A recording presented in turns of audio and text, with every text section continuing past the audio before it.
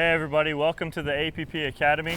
I'm Coach Dominic Catalano. Today I'm joined by Vulcan Pro, Jocelyn Devilliers. Welcome, Jocelyn. Thank you so much for having me. It's going to be a good time today. So what are you going to go over with us today? Today I'm going to talk a lot about the serve, the importance of the serve and playing deep. Absolutely, that sounds like a good time.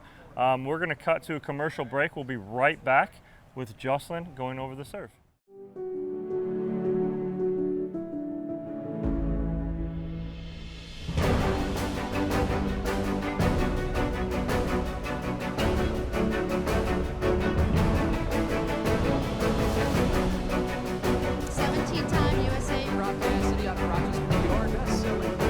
Slightly favored backhand.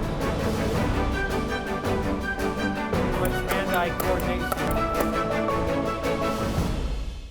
Welcome back, guys. We are now on court with Jocelyn Devilliers. He's going to go over what he thinks are some important points about the serve. So take it away, Jay. Yeah, so the importance of the serve is really to find depth.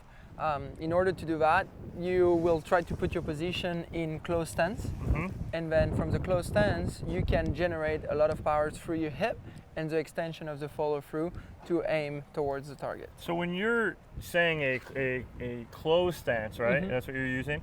When you're saying a closed stance, what do you use to aim towards your target? What are you lining up? So I will line my shoulders towards my target. I will have my left foot in front.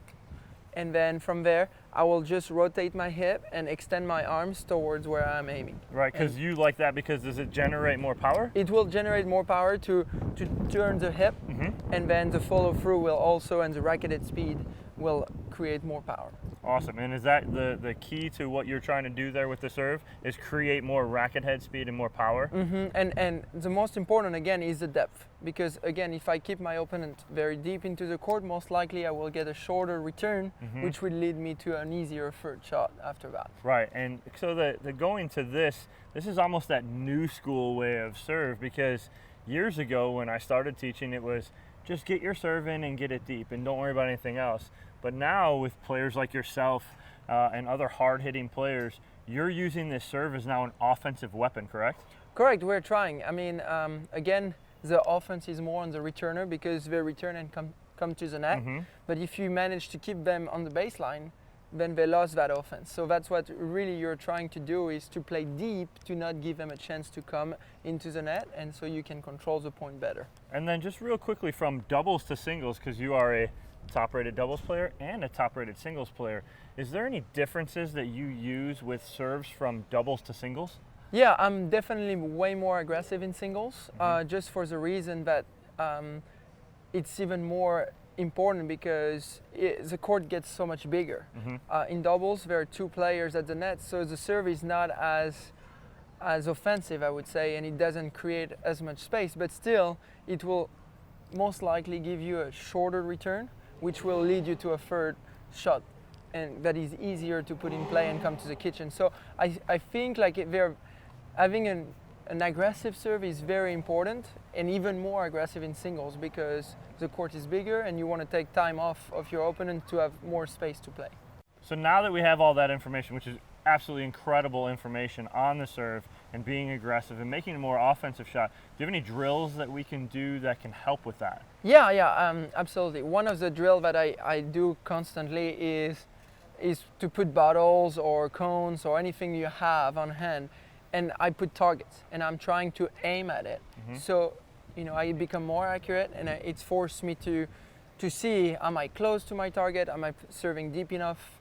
Too short and everything, and I make the adjustment based on that. So very simple, you put 3 targets and you aim at those targets. You can even play short if you want with more angles, things like that, but this right now we're focusing on depth, so the key is really to focus on one target, serve 10 serve, then next one, then next one, next one.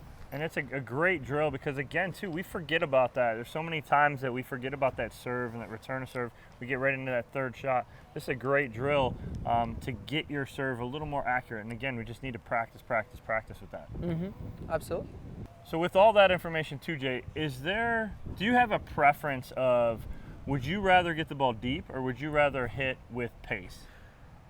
The key is serving deep with pace. Okay. If you can do both, yeah, it would be depth. because again, if you play deep, you're keeping your opponent further on the court, and it's harder for them to come in, give you more time to have a better third shot. Right. But if you can manage to have both, then it's very, very beneficial, because again, you're taking time off and you're keeping them far from the net. So yeah.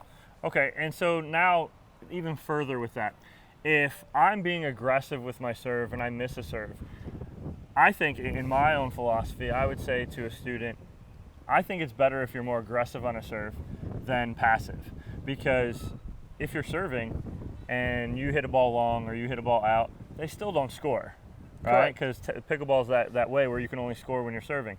So if I'm aggressive on that, I'd rather be aggressive on that as opposed to saying like on a return to serve. You can't miss a return to serve. You miss a return to serve, you're in trouble. You're giving up 3 points. Correct. But would you say that that's kind of true with how you're teaching your students as well? I agree.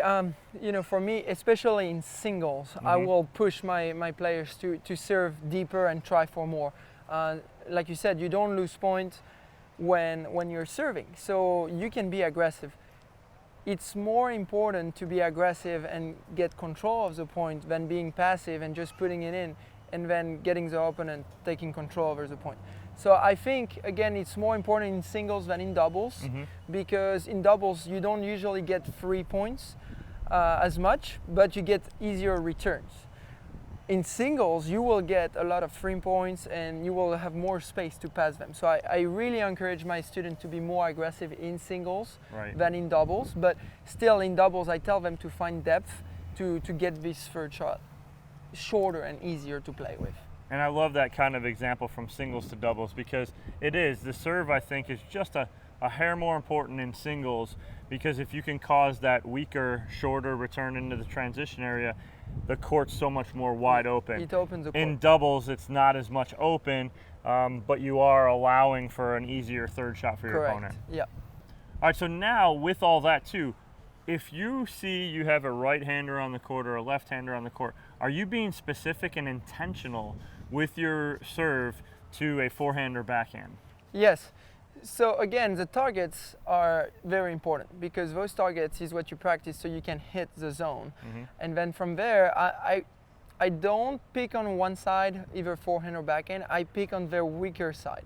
So if I feel like my opponent has a better forehand, I will probably try to find the backhand. If I feel like he has a better backhand, I will probably go to his forehand. And then the other option is to serve strong at their body as well. So it forces them to move and hit a shot while moving. And sometimes we forget that serving right in the middle of them forces them to move to a side and hit the wrong shot. So I think the key again is to really hit the zone and find what the opponent is weaker, and from there you just keep pushing at the weaker side. I love that philosophy of not just thinking backhand to forehand, but thinking at the body, because I think that gets forgotten about. And is that something where, too, that comes from your tennis days? Oh yeah, absolutely. In tennis, you know, you're serving strong body just because you're serving fast and you're trying to take time off so they don't have time to move, so they get jammed. And I think we're getting to this point in pickleball. Obviously the serve is slower and you have more time, but still you force your opponent to hit the ball while moving, and that puts them off position, and you get a lot of time, easier return, and sometimes miss returns. So that's a great tip right there. Just saying that going at body, and what that does, it forces them to make a decision, right? And so you go directly at body, it forces them to have to go backhand or forehand. Whereas if you're going forehand, they have to hit forehand. If you're going backhand, they have to hit that. Force at the body, and guys out there, listen, force them to make a decision. If they have to make a decision, maybe it's an advantage to you. Well, Jocelyn, thank you so much for being here with us today. We really took a lot from you going over the serve with us, the importance of it in pickleball, because that kind of gets forgotten, does it not? Absolutely. I mean, a lot of times we don't think that having a big serve is actually an advantage. So I hope that helped, and you learn a lot from that. Well, absolutely. Thank you so much, Jocelyn, for joining us today. Catch us next week on the APP Academy and see what we got for you.